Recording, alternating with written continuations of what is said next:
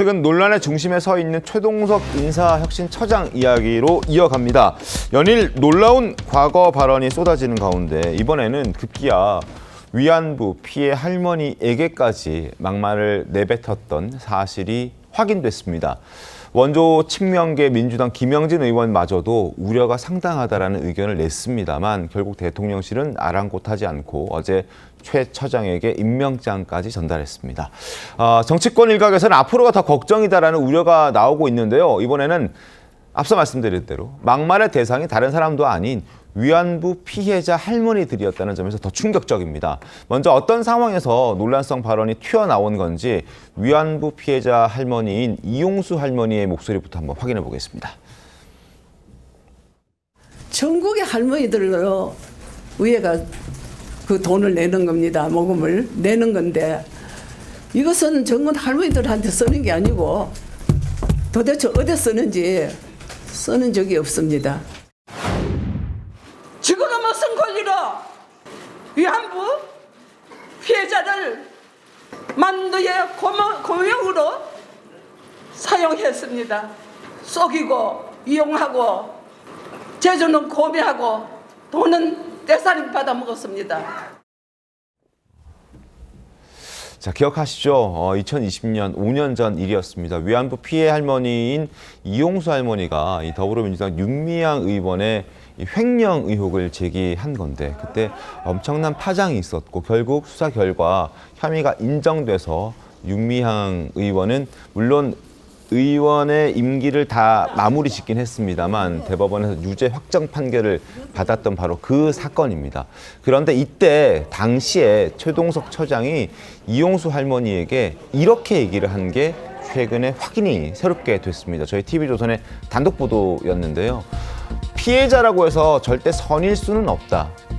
윤미향을 지지한다라고 얘기를 하면서 절대 물러서지 마라라고 윤미향 의원을 응원했습니다. 친일 독재 세력이 문재인 정부를 흠집 내려는 수작이다라는 표현과 함께 할머니의 느낌이라는 것도 남들이 부추긴 것이 분명해 보인다라는 상당히 저급한 표현을 사용했던 최동석 인사혁신처장. 2020년 윤미향 의원의 그 사건, 이용수 할머니의 그 피해 호소의 그 목소리를 듣고 저 글을 쓴 겁니다. 어떻게 보셨습니까, 최병민 위원님? 사실 뭐 최동석 인사혁신처장의 그 막말, 폄하, 욕설 뭐 이런 것들이 지금 뭐 줄줄이 나오고 있습니다. 네. 뭐 본인 유튜브도 있고요. 다른 사람 유튜브에 나가서 지금 얘기한 것도 있고 그래서 뭐 아직도 이제 나올 것이 굉장히 많다.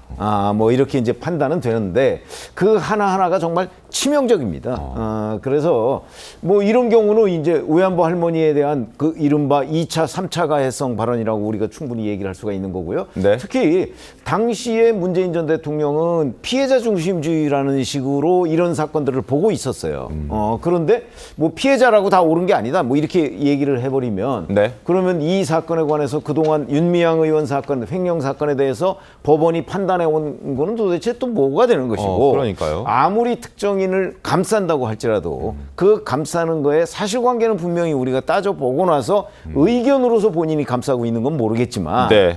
이런 식으로 그 이용수 할머니의 주장 자체를 뭐 수작 뭐 이런 식으로 폄하하고 욕설 뭐 이렇게 얘기하는 거는 정말 최동석이라는 저 사람의 머릿속에 도대체 무슨 생각을 가지고 있는 것인지 이해가 되지 않는다.